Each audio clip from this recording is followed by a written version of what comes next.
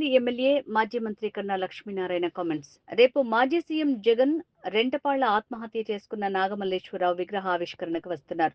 రాత్రిపూట సంపి పొద్దున్నే దండ వేసినట్టుగా ఈ పర్యటన ఉంది. నాగమల్లేశ్వరరావు మృతికి వైసీపీ నేత జగనే కారణం. గత ఎన్నికల్లో గెలుస్తామన్న తప్పుడు నివేదికలు ఇచ్చారు. దీంతో నాగమల్లేశ్వరరావు చాలా పందాలు వేశాడు. ఆ అప్పులు తీర్చలేక నాగమల్లేశ్వరరావు ఆత్మహత్య చేసుకున్నాడు. ఏ పార్టీ వ్యక్తి అయినా చనిపోవటం బాధాకరం. జగన్ వల్లే చనిపోతే ఆ కుటుంబాన్ని పరామర్శించడానికి జగనే వస్తున్నాడు. తెనాలిలో జగన్ ప్రభుత్వంలోనే రౌడీ షీట్లు పెట్టి వారిని పోలీసులు కొట్టారంటూ పరామర్శకు వెళ్లాడు. నాగమల్లేశ్వరరావుపై 2 కేసులున్నాయి. చెలో ఆత్మకూరుకు చంద్రబాబు పిలుపునిస్తే గత పాలనలో వెళ్లకుండా అడ్డుకున్నారు. అది రాజారెడ్డి పాలన. ప్రస్తుతం ప్రజాస్వామ్య పాలనలో జగన్ స్వేచ్ఛగా పర్యటనలు చేస్తున్నాడు. కానీ రెడ్ బుక్ రాజ్యాంగం అంటూ విమర్శిస్తున్నారు. తల్లికి వందనం ఇవ్వట్లేదని తప్పుడు ప్రచారం చేశారు. పర్యటన విరమించుకోవాలని జగన్ కు సలహా ఇస్తున్నాను. జగన్ ప్రవర్తన నచ్చక నలుగురు వైసీపీ కౌన్సిలర్లు టీడీపీలో చేరారు. రేపు మాజీ ముఖ్యమంత్రి వైఎస్ జగన్మోహన్ రెడ్డి రెంటపాళ్ల గ్రామంలో ఆత్మహత్య చేసుకున్నటువంటి కొర్లకుంట నాగమల్లేశ్వరరావు విగ్రహావిష్కరణకి వస్తున్న సందర్భం ఎలా ఉంది అంటే, ఇంతకుముందు మనం సినిమాల్లో చూసేవాళ్ళం. రావుగోపాలరావు రాత్రి చంపి పొద్దున్నే వచ్చి దండేసి సానుభూతి చెప్పినట్లు. ఇవాళ ఈ సందర్భం కూడా ఈ నాగమల్లేశ్వరరావు చనిపోవటానికి 100కి 100 పాళ్ళు కారణం వైఎస్ జగన్మోహన్ రెడ్డి ఏదైతే తాను తప్పుడు సర్వే రిపోర్ట్లు ఇప్పించి వాళ్ళ ప్రభుత్వం అధికారంలోకి వస్తుంది అనేటువంటి కాన్ఫిడెన్స్ వాళ్ళ కార్యకర్తలకి క్రియేట్ చేయటం వల్ల విపరీతంగా పందాలు కాశారు. ఈ నాగమల్లేశ్వరరావు కూడా ఇంట్లో ఉన్న 10 లక్షలు ఖర్చులకు పెట్టుకున్న 10 లక్షలు కూడా తీసుకొని వెళ్ళి 2 కోట్ల రూపాయలు పందెం కట్టాడు. ఈయన చాలామందిని ఎంకరేజ్ చేశాడు. మీరు కూడా పందాలు కట్టండి, లక్షల రూపాయల డబ్బులు వస్తాయి, ఒక్కసారిగా లక్షాధికారి కావచ్చు అనేటువంటి దాని మీద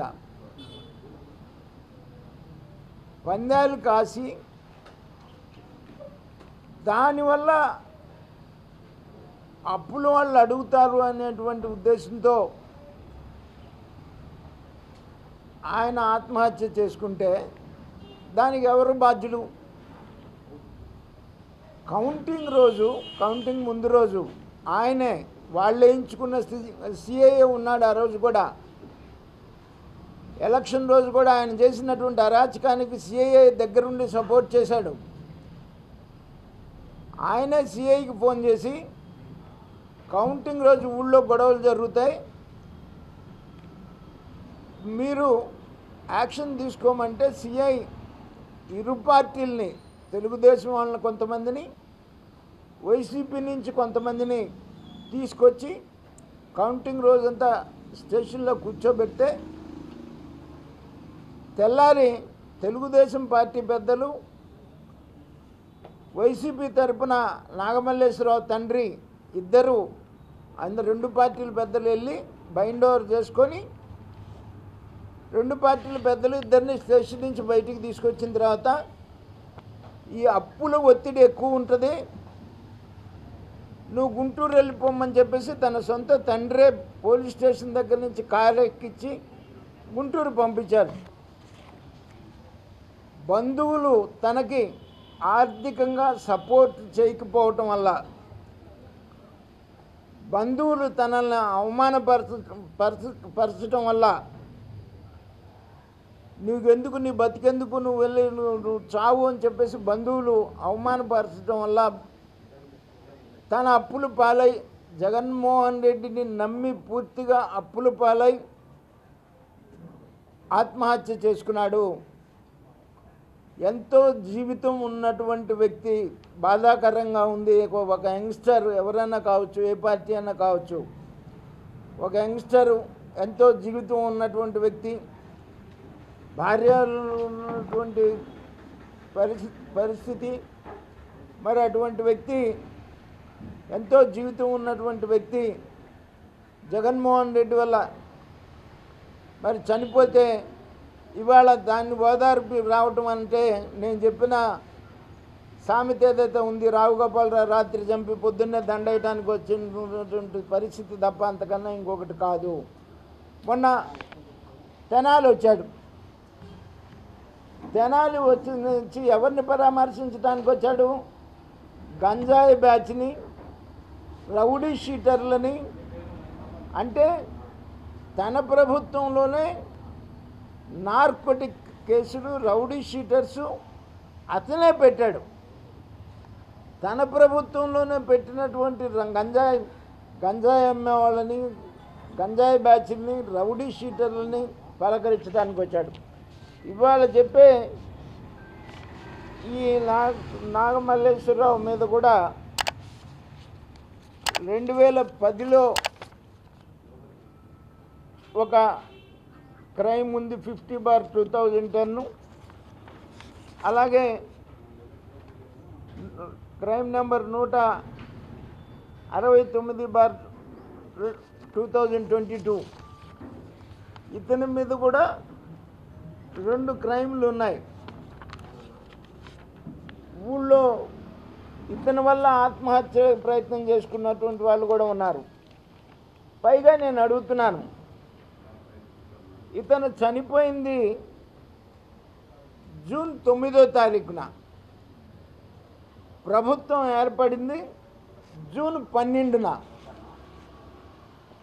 అంటే ఇంకా ఎన్డీఏ ప్రభుత్వం కూడా ఏర్పడక ముందే ఇతను ఆత్మహత్య చేసుకున్న పరిస్థితి. అప్పటికి పోలీస్ అధికారులు, మీరు అపాయింట్ చేసినటువంటి పోలీస్ అధికారులే ఉన్నారు. ఏ విధమైనటువంటి పోలీస్ హెరాస్మెంట్ జరిగినటువంటి పరిస్థితి కాదు. 2 పార్టీలని కూర్చోబెట్టారు. ఇరు పార్టీలు బైండ్ ఓవర్ చేసుకొని బయటకు వచ్చి వాళ్ళ తండ్రి అప్పుల బాధ అప్పులోళ్ళు ఇళ్ళ మీద పడతారని చెప్పేసి తండ్రే స్వయంగా కారెక్కించి గుంటూరు పంపించారు. బంధువులు చేసిన అవమానానికి అతను చనిపోయాడు. దీనికి 100కి 100 పాళ్ళు ఒక యంగ్స్టరు, ఎంతో జీవితం ఉన్నటువంటి వ్యక్తి చనిపోవటం బాధాకరం. చనిపోవటానికి పూర్తి బాధ్యత జగన్మోహన్ రెడ్డిదే అని చెప్పేసి ఈ సందర్భంగా తెలియజేస్తూ ఉన్నాను. ఇవాళ మాట్లాడుతూ ఉన్నారు రెడ్ బుక్ రాజ్యాంగం అని. రెడ్ బుక్ రాజ్యాంగం ఎలా ఉంటుంది, ఎట్లా ఉంది? ఇప్పుడు చలో ఆత్మకూరు ప్రోగ్రాంకి చంద్రబాబు నాయుడు గారు వచ్చినప్పుడు 24 గంటలు వైన్ డీలర్స్ అసోసియేషన్లో మీరు చంద్రబాబు నాయుడు గారిని డిటైన్ చేశారు పోనీయకుండా. రాజారెడ్డి రాజ్యాంగం అంటే అట్లా ఉంటుంది. ఇవాళ నువ్వు తిరుగుతున్నావు. ప్రజాస్వామ్య పాలన అంటే ఎలా ఉంటుంది అనేది ఇవాళ నువ్వు తిరుగుతున్నావు. రౌడీ షీటర్స్ని, గంజాయి బ్యాచ్ని, ఇటువంటి నేర చరిత్ర ఉన్నటువంటి వాళ్ళని పలకరించడానికి తిరుగుతా అబద్ధాలు చెప్పి మోసాలు చేసి అసలు నీ పార్టీ పుట్టికే ఒక మోసపూరితమైనటువంటి పుట్టిక. నేను ఎప్పుడు భారతీయ జనతా పార్టీలో ఉండి చెప్పేవాడిని, బొమ్మేమో జగన్మోహన్ రెడ్డి బొమ్మ, వైఎస్ఆర్సీపీ పేరేమో యువజన శ్రామిక రైతు కాంగ్రెస్ పార్టీ. నీ పార్టీ పుట్టికే ఒక మోసపూరితం. నువ్వు చెప్పేదే అన్ని అబద్ధాలు. నీ తండ్రి, తల్లి, చెల్లి, బాబాయ్ ఎవరు లేరు నీకు. ఈ రోజున నువ్వు పార్టీ పెట్టిన రోజున వీళ్ళందరూ ఉన్నారని చెప్పుకున్నారు. ఇవాళ నీకు ఎవరు లేనటువంటి పరిస్థితి నువ్వు ఇవాళ ప్రజాస్వామ్యబద్ధంగా జరుగుతున్నటువంటి పరిపాలన మీద అసత్యాలతో మళ్ళీ ప్రజల్ని నమ్మించాలని చెప్పేసి నువ్వు ప్రయత్నం చేస్తే మళ్ళీ రేపు 2029లో జగన్మోహన్ రెడ్డి నీకు ఇవాళ 2024లో వచ్చి ఇచ్చిన 11 సీట్లు కూడా నీకు దక్కేటువంటి పరిస్థితి ఉండదు. ఇటువంటి అరాచక ప్రభుత్వం, నీ అరాచక ప్రభుత్వానికే, నీ అరాచకత్వానికే, నీ రాక్షసత్వానికే నీకు ప్రజలు బుద్ధి చెప్పారు 24లో. మళ్ళీ ఇవాళ ఇదే అరాచక శక్తుల్ని ప్రోత్సహించడానికి నువ్వు రాష్ట్రంలో బయలుదేరావు అని అంటే ఇంకా ప్రజలు 2029లో కూడా నీకు ఆ 11 సీట్లు కూడా వచ్చేటువంటి పరిస్థితి ఉండదు. ఇవాళ నిన్నటిదాకా చెప్పారు తల్లికి వందనం ఇవ్వట్లేదని. ఇవాళ తల్లికి వందనం ఇస్తుంటే ఏం చెప్పాలో అర్థం కాక ఇటువంటి డైవర్షన్ పాలిటిక్స్ చేయడం కోసం మరి బయలుదేరి ప్రజల్ని మోసం చేస్తారు. మీరు 2019కి ముందు ప్రజల్ని మోసం చేశారేమో, కానీ ఇవాళ నువ్వు 19 నుంచి 24 వరకు నీ అరాచక రాక్షస పాలన చూసిన తర్వాత నువ్వు ఏమి చెప్పి కూడా ప్రజల్ని నమ్మించలేవు అని చెప్పేసి నేను ఈ సందర్భంగా జగన్మోహన్ రెడ్డికి చెప్తున్నాను. జగన్మోహన్ రెడ్డి ఇప్పటికైనా ఆలోచించుకొని తన పర్యటనని విరమించుకుంటే బాగుంటుందని చెప్పేసి నేను ఒక సీనియర్ రాజకీయ నాయకుడిగా నేను ఆయనకు సలహా ఇస్తున్నాను. ఎందుకంటే చనిపోయింది నీ వల్లే కాబట్టి ఏం ఆధారిస్తావు వచ్చి, ఏం చెప్తావు రేపు, ఏం చెప్తావో చెప్పాలని చెప్పేసి నేను అడుగుతా ఉన్నాను. చనిపోయింది నీ వల్ల, నువ్వు రేపు వచ్చి ఏం చెప్తావు ప్రజలకు నువ్వు తీసుకొస్తున్నావు, జనాన్ని వేసుకొని వస్తున్నాను అని చెప్పేసి చెప్తున్నావు. ఏం చెప్తావు నువ్వు చెప్పు, నీ కార్యకర్తలకు ఏం చెప్తావు? నియోజకవర్గంలో ఎంతమంది ఇవాళ వరకు కూడా నిన్ను నమ్మి పందాలు కట్టి ఆస్తులు అమ్ముకుని బజారున పడ్డారు. పెద్ద పెద్ద డాక్టర్లు కూడా నీ సర్వే రిపోర్టులు, తప్పుడు సర్వే రిపోర్టులు నమ్మి ఇవాళకి ఆస్తులు అమ్ముకున్న బజార్లు పడుతున్నారు ఆత్మహత్యలు చేసుకోలేక. నీ వల్ల ఎంతోమంది వైసీపీ కార్యకర్తలు సర్వనాశనం అయిపోయినటువంటి పరిస్థితి ఉంది. నువ్వు ఇచ్చినటువంటి తప్పుడు కాన్ఫిడెంట్ వల్ల. మరి నువ్వు రేపు రాకుండా ఉంటే బాగుంటుంది అని చెప్పేసి ఒక సీనియర్ రాజకీయ నాయకుడిగా నేను జగన్మోహన్ రెడ్డికి సలహా ఇస్తున్నాను. అట్లాగే జగన్మోహన్ రెడ్డి ప్రవర్తన నచ్చక వైసీపీ నుంచి 4 కౌన్సిలర్లు ఇవాళ తెలుగుదేశంలో చేరుతున్నారు. వారిని మీ ముందే